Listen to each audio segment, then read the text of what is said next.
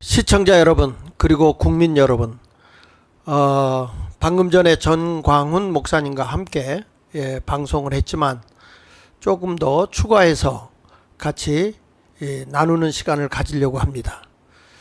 사실 지금 우리 대한민국을 전체적으로 보면 체제적으로 상당히 위기에 와 있다고 우리가 보여지고 있고 그렇게 느끼고 있습니다.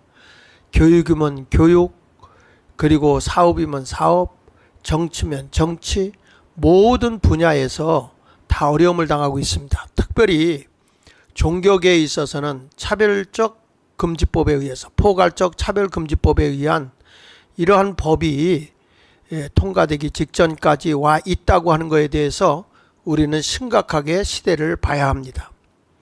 그리고 너무나 많은 국회의원이 야당으로 들어가 있기 때문에 저들의 모든 생각하는 것까지도 우리가 냉정하게 봐야 되고, 대한민국의 체제가 무너져 가고 있는 법이 통과되면 어떻게 되겠습니까? 그래서 우리는 분명히 시민운동으로서 다시 일어나야 되고, 우리 원로들이 다 모여야 되고, 전문가들이 모여야 되고, 젊은이들이 다시 모여서 지금 그 국회에서 다루는 법에 대한 것을 우리는 국민의힘에게 맡길 수가 없습니다. 그렇기 때문에 우리가 입법부도 우리가 다시 그들이 다루는 법의 문제까지도 다룰 수 있는 원로 입법회도 있어야 되겠고, 정치면 정치, 문화면 문화, 모든 분야에 있어서 우리가 다시 한번 살펴봐야 합니다. 특별히 종교계의 원로들이 다시 모여주셔야 되겠고, 조금 우리 강화문의 지도자로서 일을 하고 있는 전광훈 목사님의 말이 조금 내 마음에 들지 않는다 해도 대국적 의미에서 또는 애국적 의미에서 나라를 바로 세워야 될 때가 됐다고 생각하기 때문에 우리는 함께 할 수밖에 없습니다. 그래서 오늘도 다시 한번 우리가 지금 얼마나 우리가 심각한가를 생각해 보면서, 지금도 법도 일방적으로 막 그냥 저들이 국정감사도 해야 된다, 뭐도 해야 된다 하면서 대통령을 지지율을 떨어뜨리고 가짜 언론들이 막 판을 치기 시작하고, 그리고 댓글 부대가 가짜로 막 네이버까지 뚫고 들어가서 언론 플레이를 하면서 지지율을 낮춰놓고 있는 것을 우리는 보게 돼요. 언론도 조작하고 있다는 말입니다. 이런 것을 냉정하게 우리가 보면서 함께 오늘 이 시간을 갖도록 했으면 좋겠습니다. 지금 제일 우리가 뉴스에 핫하게 떠오르는 것이 성관이의 아빠 찬스로서 성관이 직원이 된 거라든지, 그 다음에 성관이를 물려받는 자리입니다. 정말로 이 성관이가 이 정도로 부패되고 썩었는데, 이런 사람들이 정말 공정을 주관하고 공정을 요구하는 이 헌법기관이 이 국민들을 우롱했다. 그리고 이들이 무슨 대한민국의 대의정치를 하기 위해서 우리를 대표해서 뽑는 국회의원들을 제대로 뽑을 수 있었겠는가? 그런 선관위원회가 선거관리위원회가 될 수 있었는가? 우리는 생각해 볼 필요가 있어요. 다시 한번 지금 뉴스에서 나오고 있는 것들, 언론에서 나오고 있는 것을 다시 한번 보면, 지금 넘겨서 보시면 저 사람들이 어떤 일을 하고 있는지, 선거관리위원회에서 무엇을 하고 있는지, 자그마치요 3천여 명이나 되는 사람들이 선거 때만 있는 게 아니라 항시 선거관리위원회를 조직을 하고 움직이면서 무엇을 하고 있습니까? 여기는 사각지대, 누구도 감사할 수 없고 감시할 수 없는 이런 모습이다 보니까, 이 공정해야 할 이 헌법기관이 아빠 찬스에 의해서 선관위에 발탁이 되어져 가고 있는 젊은이들의 꿈을 앗아가 버리는 그런 것을 보게 됩니다. 그래서 선관위에 선거관리위원회 27명을 지금 수사 요청을 하고 있는 것인데, 이 KBS에서 발표된 내용을 좀 보면 여기에 우리는 독립기관이다, 누구도 간섭할 수 없다, 이런 명분을 가지고서 이제 비리의 사각지대로 전락해 버린 것이죠. 이번에 이제 감사원에서 감사를 하면서도 자기가 20년 동안 감사를 해봤어도 썩어도 이렇게 썩은 데는 처음 봤다 할 정도로 부패에 소굴이 된 것입니다. 여러분, 이런 데서 국민을 대표해서 선거를 관리해주고 자유민주주의의 꽃이라고 하는 선거가 정상적으로 됐겠습니까?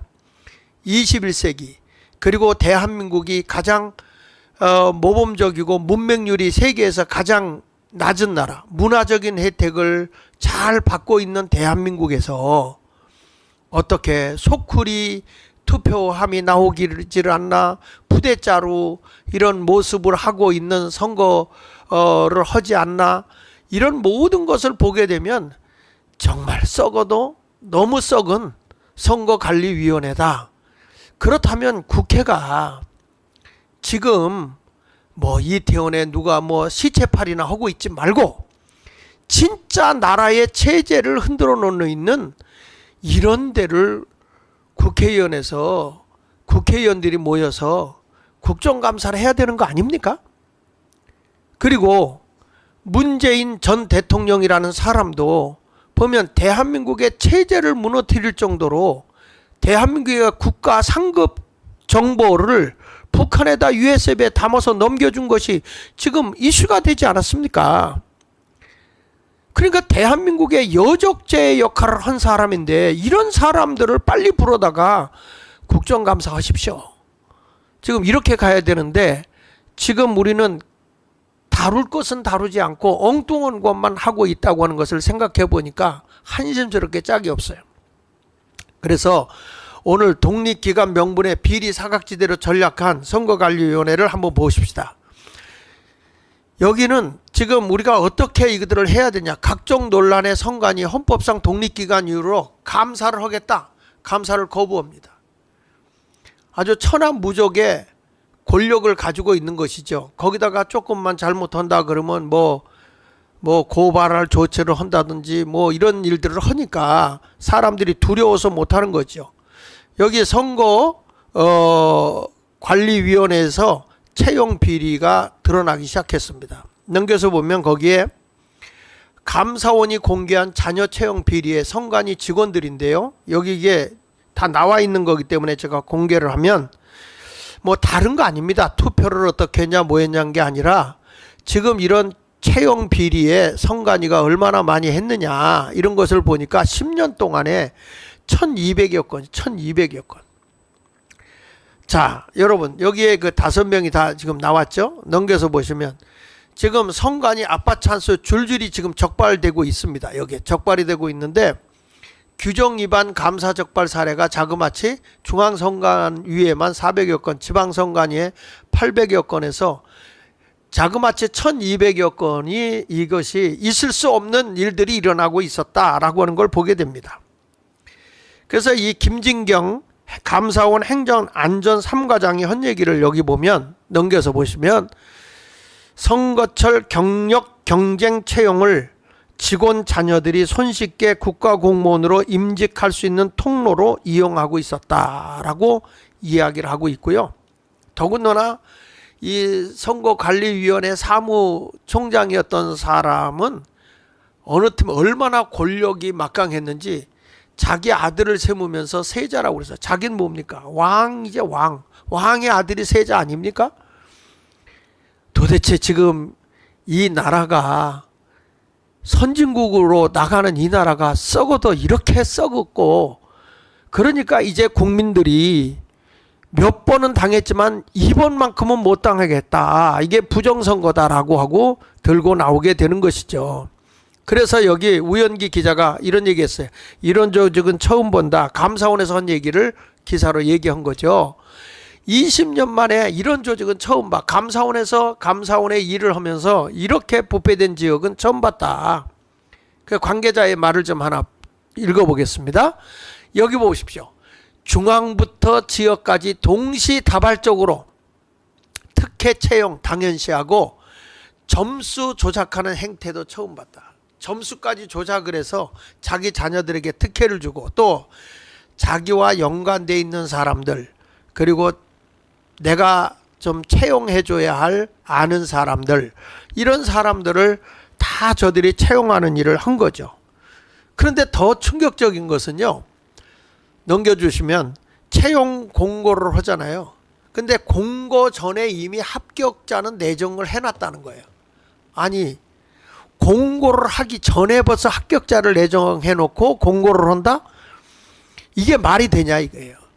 자, 빨리빨리 들어오면 제가 오늘의 부정선거에 정말 이슈가 될 만한 걸 하나 좀 터뜨리려고 합니다. 여러분들이 좀 많이 들어오셔서 보시고 우리 대한민국이 다시 한번 일어나도록 해야 할 것입니다. 자, 그래서 채용 공고 전에 합격자를 내정해 놓고, 그리고 나서 이제 그걸 어떻게 아느냐라고 했을 때, 자기 자녀가 다른 동료들에게 다른 일을 하고 있던 데서 나는 어디로 가게 됐어, 이걸 미리 얘기를 한 거죠. 넘겨서 한번 보시면요, 여기 보세요. 전남이의 성관이의 사무차장 자녀가 나 성관으로 가게 됐다. 공채도 하기 전에 이미 나는 가게 됐다. 뽑힌 거죠. 대구 성관이 관계자는 이미 뽑으라고 해서 합격한 상태다. 그러니까 중앙 성관이 관계자가 한 얘기예요. 얘를 뽑아놓아라. 그 뽑아놓으라고 하니까 이미 뽑아놓은 거죠. 합격된 상태죠. 그러니까 어느 데냐면 여긴 TO가 없는데도 TO가 있도록 만들어 놓고 말이죠. 자, 여기 보면 평가를 하는데 하나 넘겨서 보면 평가할 때에 어떻게 하냐, 백지 평가를 하는 거. 그러니까 성관위에 내부 있는 자가 점수를 다 매길 수 있도록 면접도 다 조작을 해서, 그러니까 하나의 형식만 갖추고 있을 뿐이지 이미 다 뽑아놓은 거죠. 그러니까 공정을 외쳐야 하는 이런 곳에서 공정을 잃어버리고 우리나라의 젊은이들에게 누구나 다 신청을 해서 들어올 수 있는 그 길을 막아버린 것이죠. 저는 이런 걸 보면서 국가에 어떤 일을 해나갈 때, 무슨 사업을 할 때, 국가 사업을 할 때도 이런 식이 아닐까? 이런 생각을 좀 의심을 갖게 하는 거예요. 그래서 정직한 이 나라, 정직운동이 다시 일어나야 되고 진실운동이 다시 시민운동으로 일어나지 않는 한 대한민국은 다 무너진 겁니다. 지금 이 정의가 무너져 버렸는데, 그리고 어떻게 남을 심판하고 남의 잘못을 바르게 잡아야 할 선거관리위원회, 국민의 지도자를 뽑아서 냉정하게 뽑도록 법적인 보호를 해줘야 할 이런 선거관리위원회가 이렇게 부패되고 썩은 집단이었다는 거예요. 그러면 이런 부패와 썩은 집단이 무슨 대한민국의 공정선거를 치를 수가 있겠습니까? 그래서 여기 보면 어느 정도냐면 평가표를 보십시오. 사람 이름 적어놓고 난 다음에 점수는 안 매깁니다. 그리고 자기 사인합니다. 밑에다가 누구라고 하고 사인을 합니다. 저도 국가권익위원회에 고발당한 것이 있어요. 그래서 국가권익위원회에서 우리한테는 물어보지도 않고 범법자들을 공익제보자라고 인정을 해놓고, 그리고 이 범법자들에 의해서 내가 공익 제보를 받고 내가 문제가 되는 사람이 되는 거예요. 그러니까 이런 일들을 해서 따져보니까 또 뭐라고 얘기냐면 이미 되어 있는 사람을 우리가 해제할 수 있는 법이 없다. 정말 있을 수 없는 일들을 일으키고 있어요. 대한민국의 모든 그 최고의 권력기관들이요, 무소불위입니다. 무소불위. 그래서 이거는 국민 저항권으로 대한민국의 체제를 바르게 세워놓지 않으면 대한민국은 이미 이 무너진 나라고 적화된 나라라, 이렇게 얘기할 수밖에 없어요. 다음에 넘겨서 보시면요, 여기 보십시오. 그 사무총장, 선거관리위원회 사무총장의 세자라고 불리는 사람의 채용 비리 정황을 보면 원수 접수를 했는데 그 선발 인원을 한 명 뽑아야 되는데 거기에 TO가 안 되는 거예요. 그 2명으로 조정을 해놓은 거예요. 서류 전형을 해놓고 맞춤형 기준에 추가하고 김 전 총장의 동료 3명 중에 2명이 만점을 주고요. 그 다음에 이제 채용 이후에는 정보 관사 제공 부당 특혜를 다 준 겁니다. 여기 보면 특혜 채용 의학자들의 성관이 재직 중에 지금도 있다는 거예요. 지금도. 이들이 여기서 혜택을 누리면서 다 하고 있기 때문에 지금 27명의 수사를 요청을 하고 있는 것입니다. 그래서 이게 감사가 한다 그러니까요, 어떤 일들을 여기서 하는가 보십시오. 넘겨서 보시면 제가 이것을 여러분에게 알리는 이유가 있어요. 서류를 조작합니다. 데이터를 삭제합니다. 왜 이런 일을 할까요? 그러니 여러분, 우리 이 선관위에서 우리가 투표한 투표인수라든지 또 이 모든 그 투표한 것에 대해서 조작을 못 하겠습니까? 데이터를 삭제하고. 그래서 여기를 우리가 들어가서 정말 그 소프트웨어로 이 조작한 거 이거 다 지워놔도 이거는 그들이 들어가면 포렌스식으로 다시 복구할 수가 있어요. 그러니까 이런 것들을 빨리 들어가서 우리가 이걸 해야 된다. 저들이 열어놓지 않으면 어떻게 하겠습니까? 국민 저항권으로 우리가 밀고 나갈 수밖에 없잖아요. 제2의 4.19 혁명이 일어나는 방법밖에 없지 않습니까? 이렇게 시민들이 지금 분노하고 일어나기 시작을 했거든요. 다시 연합해가지고 대한민국을 바른 나라로 세워야 된다 이거예요. 다음에 넘겨서 보시면 여기 보면 자 이런 얘기가 나옵니다. 자 여기에 있는 내용을 우리가 보면서 지금 한번 거기 읽어보겠습니다. 국회 등 허위 답변 또는 허위 자료 제출로 대응하거나 자체 점검을 자료 파기, 말 맞추기 등의 증거 인멸의 기회로 활용하는 사례도 확인되었다. 감사원 행정안전감사국 3과장이 들어가서 보니까 저들이 다 자료도 파기시켜 놓고 말 맞추기도 해놓고 증거 인멸을 하고 있더라. 자 넘겨서 보십시오. 그래서 여기 보면 우리가 조사해야 되겠다 하더니 감사장에 가서 컴퓨터 연결해라. 그 여러분 이 선관위가 얼마나 무소불입니까? 여기 보니까 컴퓨터 인터넷 설치도 안 해주고 포렌식스도 거부하고 그러니까 최종 협의 3주 가까이를 이거 하지 않더라는 거예요. 지금 이게 사람 채용하는 것에 대해서만 지금 이걸 하는데도 이들이 열어주질 않는다는 거예요.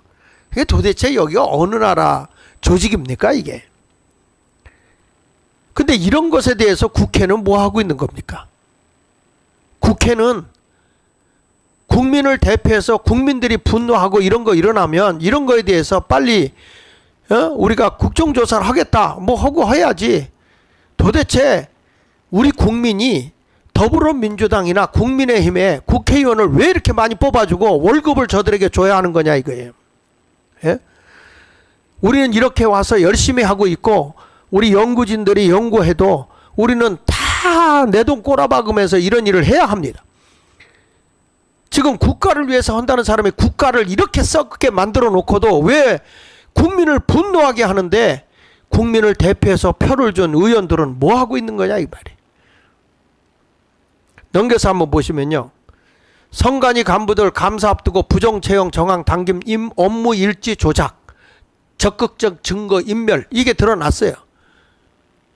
여기 보세요. 박찬진 전 사무총장, 송봉서 전 사무총장 감사하는 거에 대해서 방해. 그러니까 방해 혐의 했잖아요.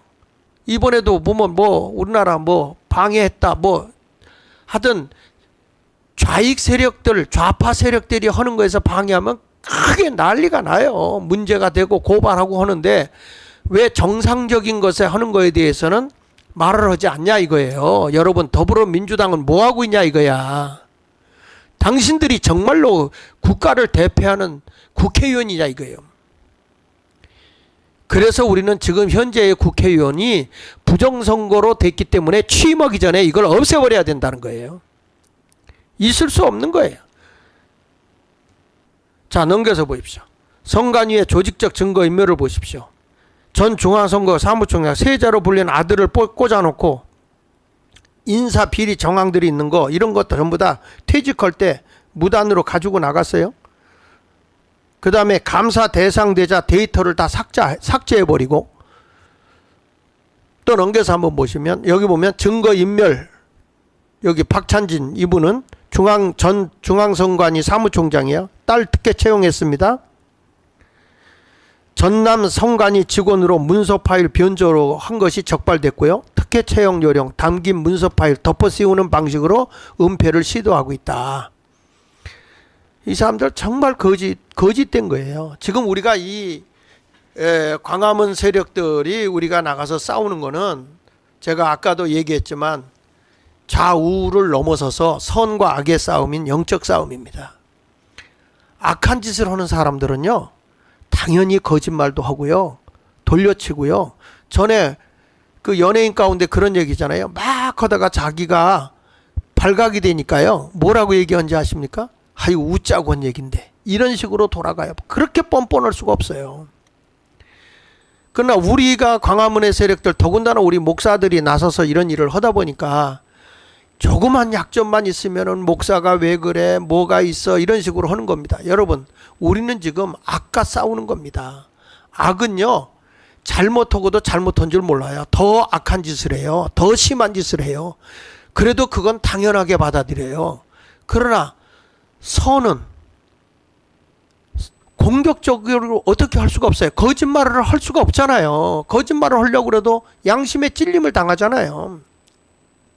여러분도 알다시피 목사가 왜 욕을 해? 라고 얘기할지 모르겠어요. 우리는 누구랑 싸우는 겁니까 지금? 잘못된 악의 세력과 싸우는 겁니다. 선으로 악을 이겨야 됩니다. 그러다 보니까 우리는 방패는 있는데 공격할 게 없어요. 막 저들의 뭐 댓글도 조작을 하죠. 언론도 다 만들어서 조작을 하죠. 모든 뭐 선거할 때도 산정값을 다 조작을 하는 것으로 지금 보여지고 있잖아요. 그러니까 이런 것들, 악은 계속 악을 키워나가고 더 큰 악을 만들고 더 못되게 만들어 나가요. 이들과 우리가 선으로 싸우려고 하니까 참 힘든 겁니다, 이게. 그래서 성경은 말하잖아요. 선으로 악을 이겨라. 영적 싸움인 거예요. 그런데 이런 건 있어요. 뭐냐? 우리는 전능하신 하나님을 믿어요. 숫자적으로 볼 때 1 더하기 1은 2지만 믿음으로 나갈 때는, 여러분, 우리가 예수 그리스도가 인류의 모든 죄를 대속해서 십자가에 못 박혀 죽었다가 사흘에 부활했어요. 이건 믿음으로만 이해가 되는 거예요. 논리나 인간의 어떤 학적으로나 이해하기가 어렵지 않습니까? 그렇다면 우리도 전능하신 하나님을 믿는 선으로 악을 이겨나가야 합니다. 그러니까 여러분, 아무리 힘들어도 그 길로 걸어가는 거예요. 노아가 방주를 질 때 많은 사람이 와서 협력한 거 아닙니다. 회방하고 더 힘들게 하는 것입니다. 우리 전 목사님이 왜 목사들이 안 나와? 왜 장로님들이 안 나와? 여러분, 다 나오면 얼마나 좋겠습니까? 그러나 때가 되면 니느웨 성이 회개한 것처럼 대한민국이 회개하게 되는 그날이 올 거라고 봅니다. 그렇기 때문에 깨어있는 목사님들이 나오셔야 되고, 깨어있는 장로님들 나오셔야 되고, 대한민국에 정말 선으로 대한민국을 정의로운 나라, 정직한 나라, 진실이 통하는 나라, 그리고 겸손함이 이 나라를 지배하는 나라, 이런 나라가 된다면 선진국이 되고도 남겠죠. 근면하게 일하는 사람들이 먹고 사는 사회, 이런 모습이 돼야지 공정한 사회가 이루어지고 공정한 채용을 받을 수 있는 그런 나라가 돼야 되지 않겠습니까? 이렇게 하기 위해서 이렇게 거짓된 자들을 빨리 우리가 처벌을 해야 되고 이것을 해결해야 된다, 이 말입니다. 다음에 넘겨서 보면 선관위 조직적 증거인멸이 계속해서 나오고 있습니다. 거짓말로다가 우리는 면접을 했다, 거짓말 말 맞추기 하고 있고요. 그 다음에 이 선관위가 조사해본 결과 증거인멸하는 건 당연하지만 이런 기간은 처음이라고 했습니다. 감사원에서 관계자의 말을 들어보십시오. 그 자료가 남아있는 것도 지금도 많이 있다. 그렇게 많이 없었음에도 불구하고 채용 비리 증거는 그대로 있더라. 그런데 저들은 잘못이라는 생각조차도 없다. 왜 그럴까요? 악은요, 잘못했다는 말 안 합니다. 더 큰 악을 저지릅니다. 거짓말 한 번 하죠. 더 큰 거짓말 합니다. 이런 일들을 저지르고 있는 게 지금 저들의 좌파라고 하는 세력이지만 거짓 영에 붙들려 있는 자들이거든요. 그래서 성경에 예수님이 말씀하는 거예요. 선으로 악을 이기기 위해서는 비둘기같이 순결도 해야 되지만 뱀과같이 지혜로워야 된다. 우리가 공격할 땐 공격해야 되는데, 성경에 보면 모든 게 다 방패지만 공격할 수 있는 게 딱 하나더라고요. 말씀의 검입니다. 말씀의 검. 하나님의 말씀의 검으로 저들을 공격할 수밖에 없어요. 그러니까 우리는 진리가 이기는 겁니다. 대한민국은 뭘로 이깁니까? 진리로. 우리 광화문에 뭘로 일어설 겁니까? 진리로 일어서자는 것입니다. 정직함으로 일어서자는 것입니다. 정말 이 나라에 진실이 통하는 나라, 이 나라에 공정함이 통하는 나라, 이 세상에 다 용서할 수 있어요. 그러나 잘못을 깨달았을 때 우리는 관용할 수 있는 거예요. 그래서 여기 보세요. 견제받지 않았던 영역, 적절한 감시가 필요하지 않아요. 지금 이제는 중앙선거관리위원회 무소불위한 거 아닙니다. 대한민국의 국민들이 위임해 줬는데 이것을 제대로 감당하지 못한다면 국민의 저항권으로 당신들을 쓸어버려야 되는 것입니다. 이제 대한민국이 더 이상 썩게 내버려 둘 수 없습니다. 교회의 십자가가 이렇게 많이 널려 있지만 나라가 이렇게 썩어져 있는 이것을 보면서 통탄하지 못하고 회개하지 못한다면 뭐하러 목사합니까? 뭐라고 하나님의 말씀을 외치고 있는 겁니까? 그러니까 교회가 일어나야 되는 것입니다. 성도가 일어나야 되는 겁니다. 아니, 대한민국 국민이, 정의로운 국민이 일어나야 하는 것입니다. 자, 넘겨서 보시면요, 도 넘은 비리 횡행에 성관이 개혁 목소리가 지금 막 터져 나오는 거 아닙니까? 지금 대한민국이. 자, 그래서 채용 비리 횡령에 성관이 개혁의 목소리가 넘쳐 나오고 있습니다. 제가 이렇게 여러분들에게 말씀을 하는 이유 중에 하나는 딴 것에 있는 게 아니고, 이제부터 우리가 이제 이 선거를 어떻게 해야 될 거냐 하나 넘겨서 보시면요, 자, 여기에 채용 비리 조직에 선거를 우리는 그동안에 맡겼던 것을 보게 됩니다. 그러니까 이렇게 민주주의의 꽃이 되어, 자유민주주의의 꽃이 되어야 했던 선거가 완전히 비리 집단에 의해서 꺾여버리게 되지 않았냐. 그러니까 자유민주주의의 꽃이 다 꺾인 거예요. 여러분, 이 선거의 모습을 우리 한번 보도록 하겠는데요. 지금 여기 보면 그 투표함 같은 것들 이렇게 한번 좀 우리가 지금 어떻게 되고 있냐, 여러 군데서 많은 분들이 제보가 들어옵니다. 지금 여기 투표를 이렇게 보면요, 이게 투표함이잖아요. 그렇죠? 투 있고 거기다 우리가 투표를 넣고, 그리고 저기다가 이제 봉을 한다고 저렇게 다 하고 난 다음에 봉을 했어요. 봉을 했는데 옆에 까만 게 저게 튀어나와 있거든요. 저게 뭐냐, 저기까지 덮여야 되거든요. 다 덮여서 사람이 손을 대지 못했는데 저거를 저 부분을, 요 튀어나온 까만 부분은 집게를 물고 당기면 빠지게 돼 있어요. 그러면 밑에만 살짝 띄어가지고 열면 우리가 얼마든지 거기다가 부정 투표를 집어넣을 수가 있다고 하는 것이 거기에 그대로 다 나와 있는 것이죠. 다음에 또 넘겨서 한번 보시죠. 자, 저렇게 이제 이렇게 봉을 하고 있지 않습니까? 자, 저렇게 잘 하고 있어요. 그 다음에 넘겨서 보십시오. 그런데 저렇게 잘 해놨는데 이게 뭐냐면, 이제 그 사전투표 같은 데는 그 안에 포대자루 같은 게 까만 게 들어있더라고요. 그리고 저게 이제 그거를 보존해 줄 수 있는 그 카바죠, 카바. 근데 나중에 가서는 저걸 봉을 해놔도 그걸 싹 들고 갑니다. 저렇게 위에 보세요. 밑에 그 받침 있는 게 아니고 그냥 받쳐놓는 거잖아요. 그래서 저것만 싹 들고 가버려요. 자, 그거 아까 그 동영상 있죠? 한 번만 더 틀어주실래요? 저거 동영상. 네. 투표 자료를 찢어 가짜 표를 집어넣고 다시 꿰맨 것은 아닌지 의심한 적도 있었는데요. 마침내 비밀을 알아냈습니다. 현실 탐욕 캐릭터 까뿌까 이번 4.10 총선 역시 부정선거였습니다. 비상식적인 당일 투표와 사전 투표 간의 괴리는 물론이거니와 개표 현장에서 발견되는 다양한 물증이 이를 증명하고 있습니다. 경남 거제의 고현동과 전남 여수의 소라면에서 각각의 프린터로 출력됐어야 했을 관외 사전 투표지 상단, 동일한 위치의 동일한 얼룩은 지금까지 나온 증거 중 가장 강력한 빼박 물증이고, 주로 경합 지역에서 발견된 상단 여백이 비정상적으로 넓은 투표지 역시 여러 증거 중에 하나입니다. 사무원이 깜빡하고 일련 번호를 자르지 않고 교부할 수는 있어도 일련 번호를 자르다만 투표용지를 교부하는 일은 있을 수 없지요. 자, 거기 이 거기 투표- 그거 좀 펴놓고 그 앞에 좀 보여줘 보세요. 그거 좀 홀드 시켜놓고. 자, 여기 보십시오. 저기 036352 그쵸? 03635152 이게요.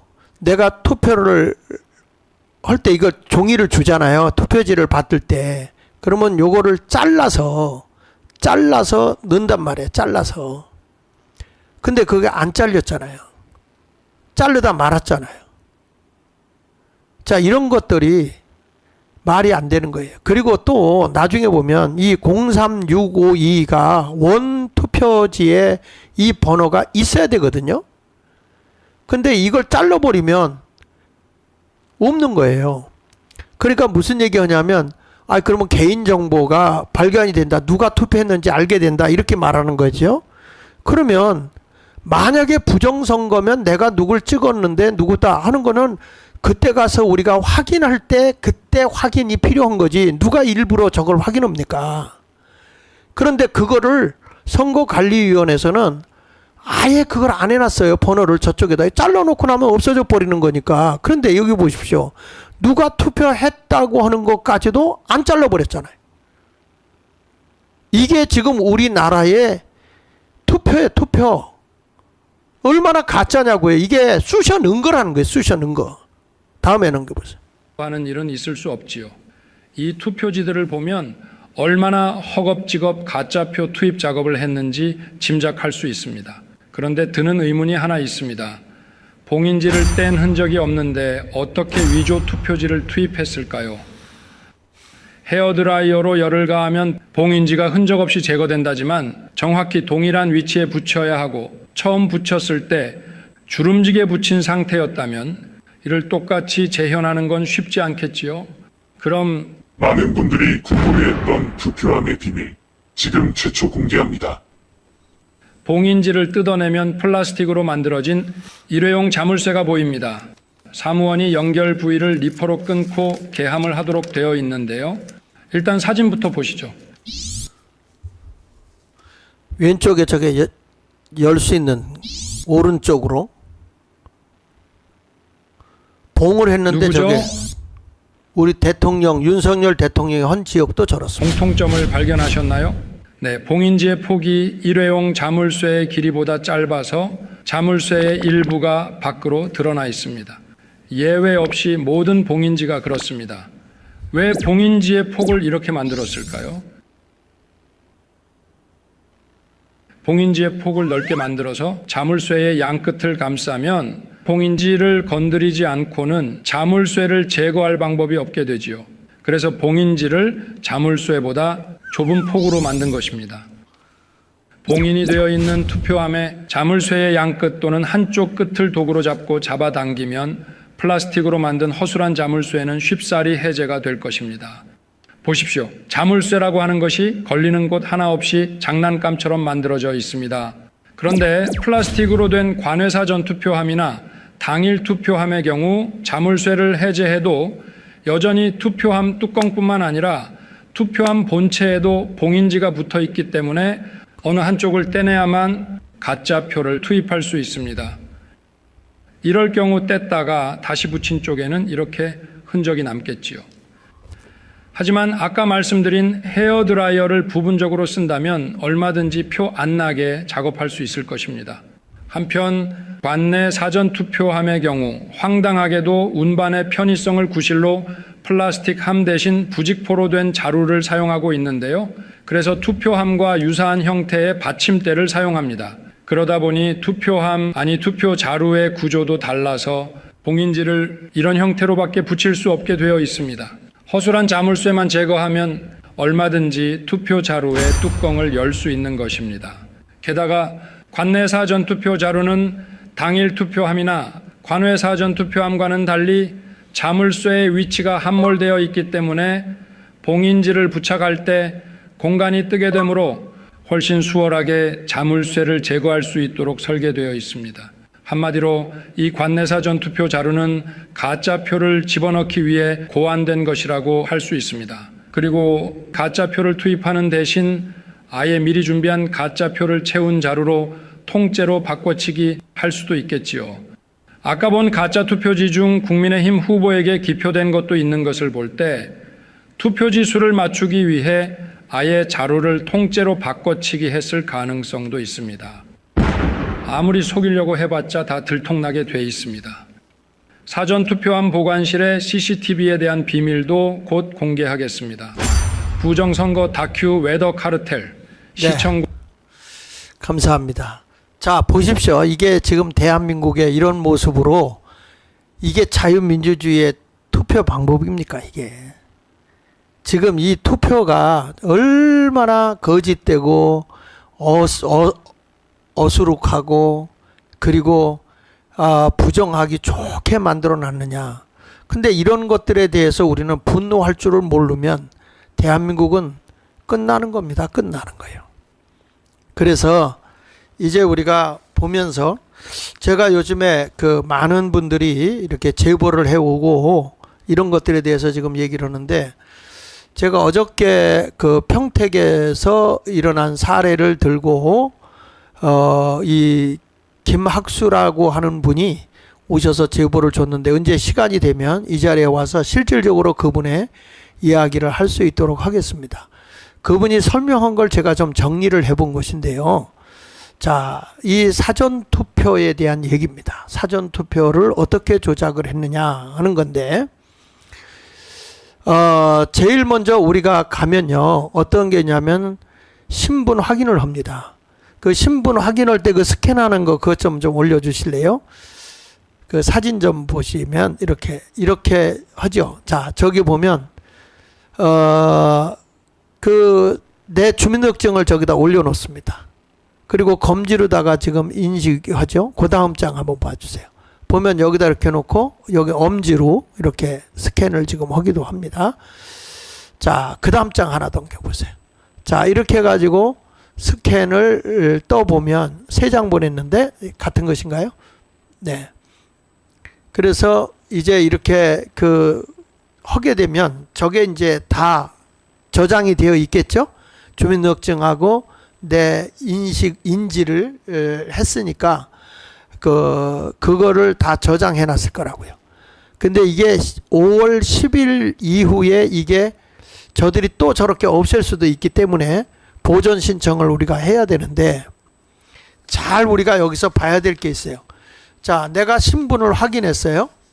신분을 하고 컴퓨터로만 확인합니다. 컴퓨터로 확인하고 특이한 게 뭐냐면, 거기서 지금 내가 이 투표했다고 하는 이름을 써서 오프라인에 기록을 남겨야 되거든요. 근데 실제 투표에 참여한 인원수를 공개하지 않아요. 몇 명이 우리 구에서 사전투표에 참여했다고 하는 게 저기서 지역구에서 나오질 않아요. 그래서 여기서 조작이 일이 나오는 거예요. 오프라인에 이름을 적질 않아요. 그러니까 스캔으로 다 해놓고 손으로 검지로 하든지 뭐 엄지로 하든지 해가지고 이걸 이제 해놓고, 그리고 난 뒤에 컴퓨터로만 확인했지 내가 페이퍼에 종이에다 이렇게 체크하는 게 없더라고요. 자, 그러면 이렇게 해서 신분에서 투표지를 받죠. 그러면 이렇게 받은 사람을 우리는 뭐라고 얘기하냐면 선거인수예요. 선거인수. 그러면 이제 투표봉투를 받아가지고 가서 투표를 합니다. 투표를 해가지고 이건 사전투표입니다. 사전투표. 그러면 봉투에다가 내가 투표한 용지를 넣죠. 그러면 그 겉페이지에 내가 예를 들면 서울에서 투표하는데 여기 평택시라고 그러면 평택시 몇 투표소로 이게 아마 이렇게 거기에 적혀 있어요. 봉투에. 그러면 거기다가 내가 투표지를 넣어서 어디다 넣냐면 투표함에다 넣죠. 투표함에. 그러니까 사전 투표한 수와 투표수는 같아야 되겠죠. 투표 받아가지고 넣은 거니까. 그러면 이걸 가지고 집계를 해서 어디다 넣냐면 투표 봉투를 등기 발송해서 각 지역의 우체국으로 보낸단 말이에요. 우체국으로. 그러면 그 우체국 선거관리회에 다 그 이제 보내지겠죠. 그러니까 지금도 보면 이런 거예요. 우체국에 가서 만약에 내가 이 지역에서 뭐 우리 중구에서 했다. 서울 중구에서 했다. 중구에 가면은 우체국에 가면 이걸 어디에다 취합하는 데가 있었을 거 아니에요? 그러면 어느 지역으로 몇 시에 들어와서 몇 표를 어디로 보냈다. 이게 다 나와 있단 말이에요. 요즘엔 아주 우체국에 전자로 잘 이게 되어 있기 때문에 그게 다 나온단 말이에요. 그것만 확인하면 돼요. 그리고 가서 이게 이제 배당된 데 우체국이 있잖아요. 그럼 거기서 어느 우체국에서 몇 표를 받았다. 이것만 확인하면 되겠죠. 그러니까 이게 이제 선관위로 이제 우체국에서 선관위로 넘겨줘요. 그러면 투표 봉투를 받아서 수령해서 보관하겠죠. 그러면 거기서 몇 표를 받았는지도 확인해야 되겠죠. 자, 그러면은 투표 봉투를 받아서 어디냐? 투표 개표하는 데다 쏟아놔요.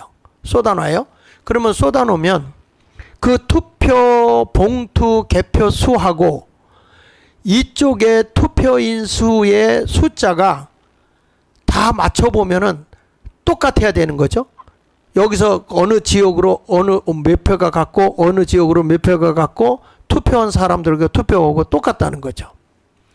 그 투표 봉투가 같아야 되는 거죠. 그런데 여기 보십시오. 어떤 일이 벌어지냐면 여러분들 오른쪽에 이렇게 딱 보면 선거인수가 있어요. 선거인수. 사전투표의 선거인수. 그래서 선거인수가 나오면데 그 선거인수에 보면은 그 투표수와 기권수라고 하는 게 이렇게 딱 있어요. 선거인수에. 그러면 거기에 지금 몇 명이었냐면 35,290명이 내가 투표하러 왔습니다. 이게 투표를 받는 그 신분 확인하고 투표를 받는 사람이 투표인 수거든요. 선거인수. 그래가지고 선거인수가 가서 투표를 해가지고 저쪽에 가다가 개표하는 데다가 쏟았어요. 함을 쏟았으면 그 쏟아서 여기 배선 건수가 얼마 같냐면 그 쏟아놓으면 그게 투표 수가 35,000 선거인수하고 같아야 된단 말이야. 표가 같아야 되는데 지금 여기 투표 수가 맞지가 않아요. 그러니까 저쪽에 보면 관내 사전투표가 35,287표가 나오고 있어요. 그리고 이쪽에서 투표수는 35,266이에요. 지금 차이가 나죠? 21표 차이가 나고 있어요. 이상하잖아요. 투표해가지고 이게 넘어와서 그쪽으로 보내줬을 때 그 같은 개표수가 쏟아졌을 때 그 숫자가 나와야 되는데 그 숫자가 안 나온 겁니다. 그리고 투표를 했을 때 투표하면 저기 투표수가 34,735인데 무효표가 531표가 합치니까 35,266이에요. 그러니까 저기서 뭐냐면 무효 투표까지 하니까 그게 되는데 거기에 뭐가 있냐면 기권자 수가 있어요. 기권자 수. 저 기권자 수라는 게 여러분 이해가 안 되는 거예요. 사전 투표에는 당일 투표하러 가는 게 아니기 때문에 기권자 수가 나올 수가 없어. 이게 왜 나오냐면 컴퓨터에 의해서 이제 몇 명이 올 거다. 우리가 이 기준점이 있잖아요. 기준. 그러니까 이번에 선거가 몇 명이 올 거다. 컴퓨터에다 입력을 하는 겁니다. 입력을 해놓고 그 투표수에 모자라면 그 숫자를 채우기 위해서 무효 투표를 많이 집어넣습니다. 그렇지 않으면 기권자 수를 늘리는 겁니다. 그 숫자를 채워 넣는 겁니다. 그래서 사실은 실질적으로 기권자 수는 허수입니다. 허수. 없는 수예요. 없는 수를 거기다 채워 넣은 거예요. 그게 아니다 그러면 이걸 까보면 돼요. 우리가 가서 기권자 수 그걸 한번 보자. 이거 하면 되는데 지금 이것이 지금 허수로 나와 있는 겁니다. 이걸 맞추는 거예요.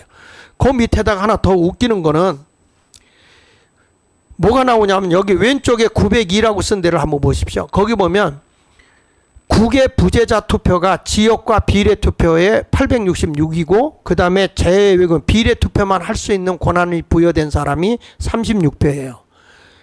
요게 바로 평택시에 있는 부재자 특정 명단이에요.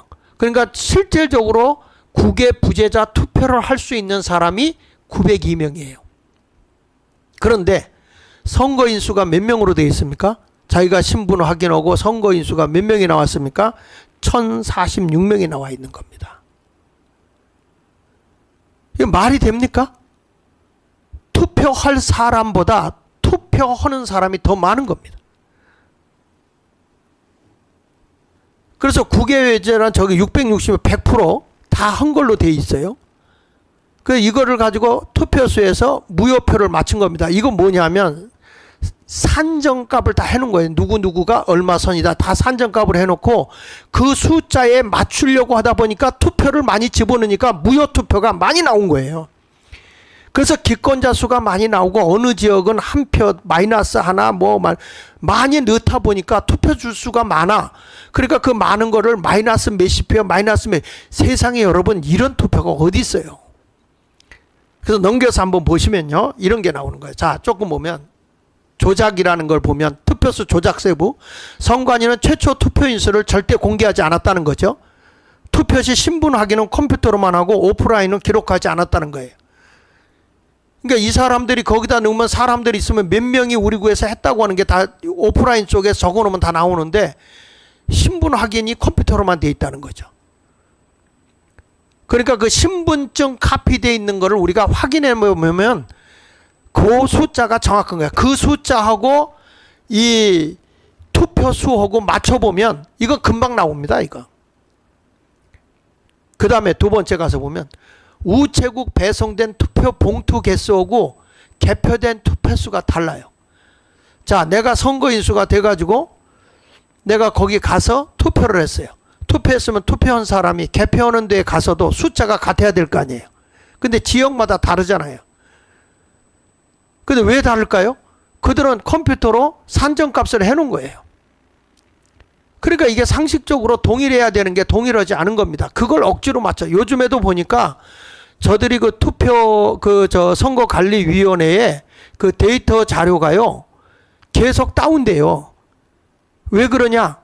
뭔가 작업하고 있다는 거죠. 뭔가 맞추려고. 그러니까 빨리 이거 조사해야 된단 말이에요.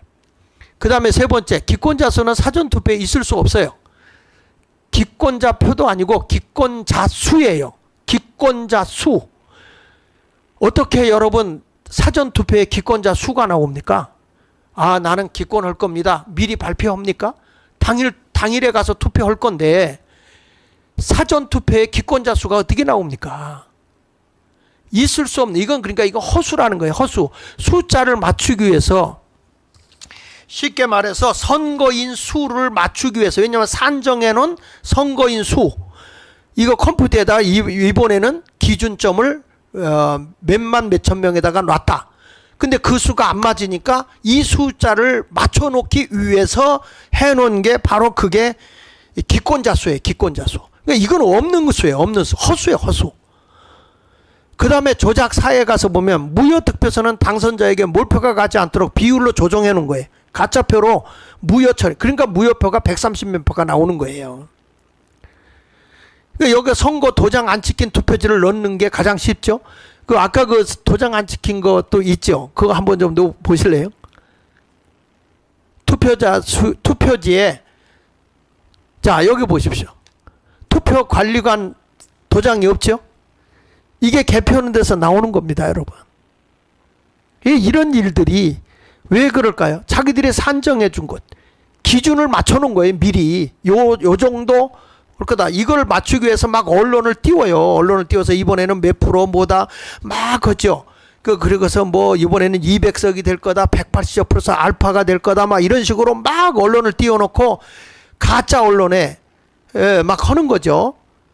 그래 놓고 나서는 거기에 비율을 맞춰서 내놓은 거예요. 그러니까 이번에도 180석 플러스 알파, 누구는 200석까지 주장하지 않았습니까? 지금 맞잖아요. 이런 조작을 다 해놓은 거예요, 여러분.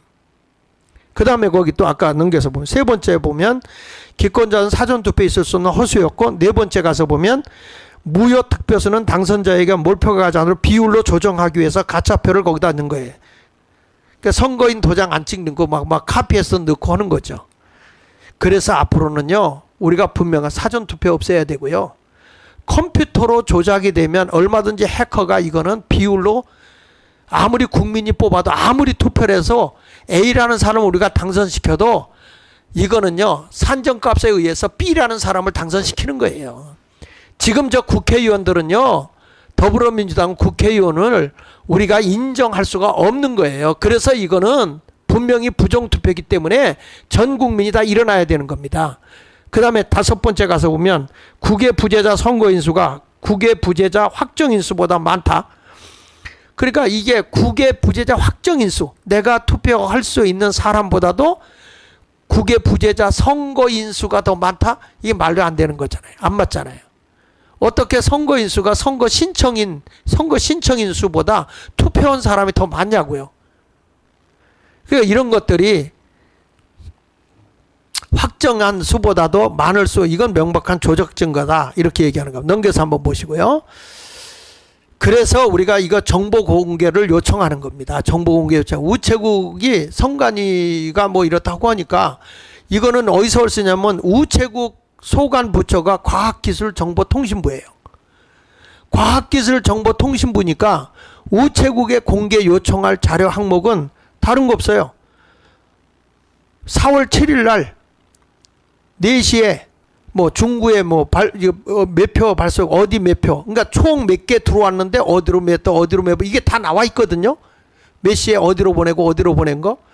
그러면 이 수량을 확인하고 그 다음에 수령한 지역 어느 저 평택으로 보냈으면 평택에 가서 너희가 며칠 날에 몇 시에 몇 표를 받았냐, 봉투 몇 개를 받았냐. 평택 선관위 있잖아요. 거기 우체국에 가면 이게 받은 게 다 나오니까 이걸 체크해 보면 이게 동으로 15개 보냈는데 15개를 받았다. 이건 맞잖아요. 아, 이런 거 확인하자는 것도 못 하겠습니까? 이런 거. 그래서 선관위 공개 요청할 자료가 관외 사전투표 기권자 수에 대한 증빙 기록물, 기권자 수. 이게 어디 한번 그거 좀 까보자. 기권자 수. 그 다음에 무효 득표수에 대한 실물 투표지. 무효된 거 있잖아요. 그거 한번 까보자. 재점검 해보자. 또 국외 부재자 투표를 신청한 실제 국외 부재자 신청자 수, 이것도 확인해 보고요.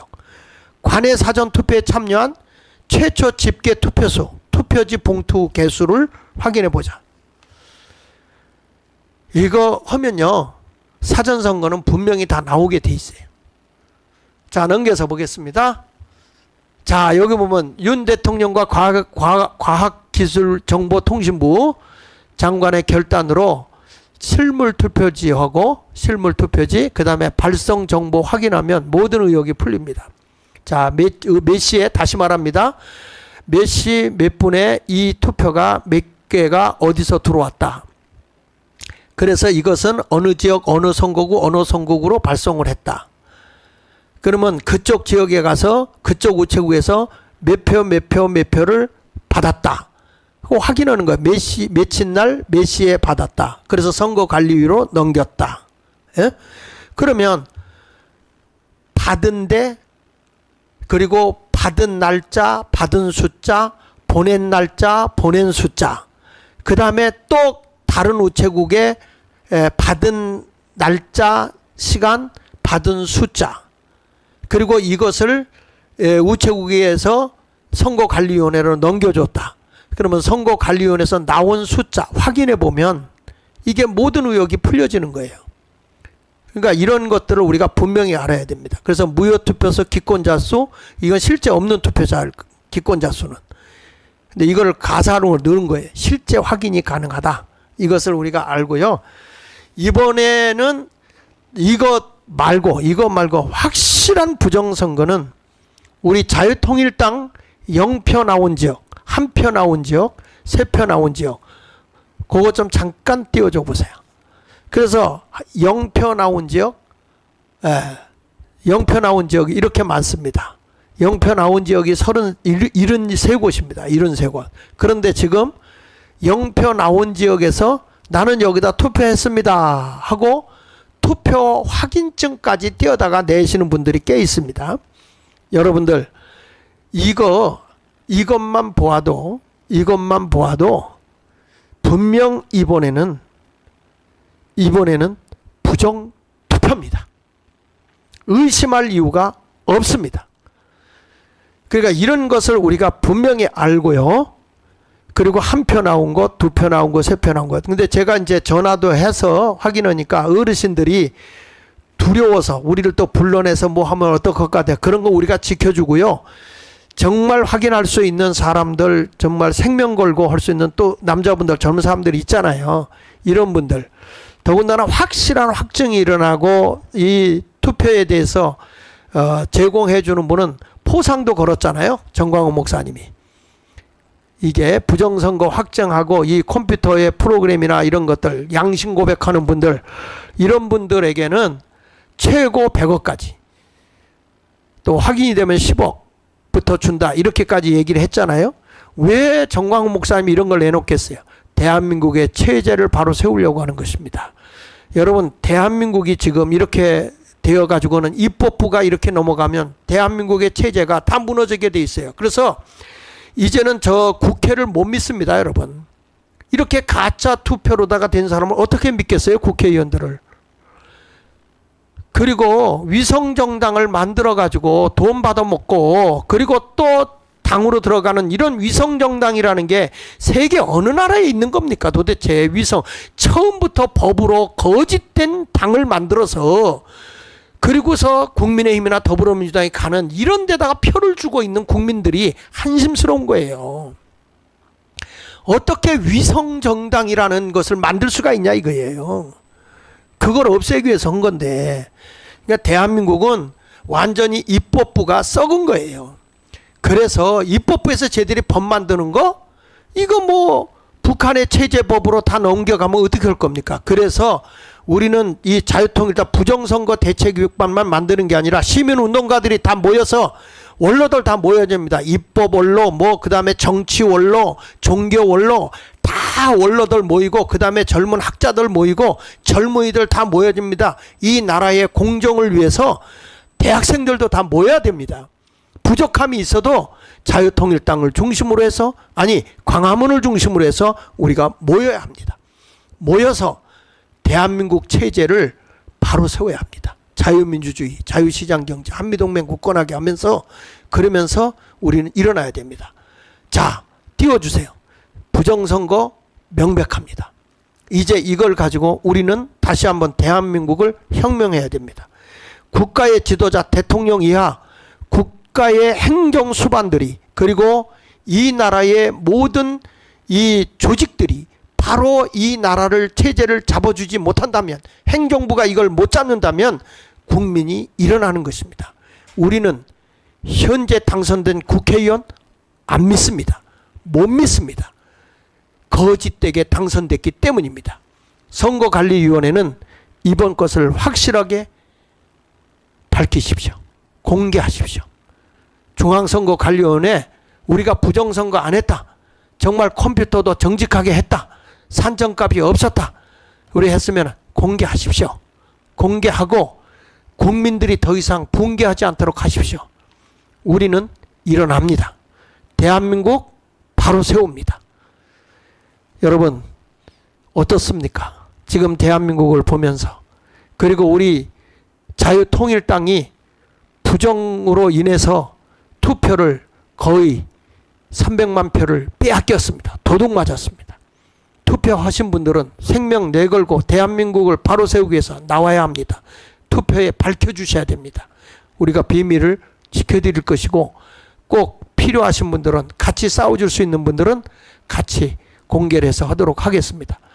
앞으로 부정선거에 대해서 확실한 자료를 가지고 있는 분들은 우리에게 밝혀주시고, 또 이런 거에 대해서 밝혀줄 수 있는, 제보할 수 있는 것이, 전화번호는 1544-5556 5556 좀 띄워주세요. 1544-5556 1544-7166 제보해 주시고, 우리 모두 함께 부정선거 밝혀내고 대한민국 정의로운 나라로 바로 세워나가도록 합시다.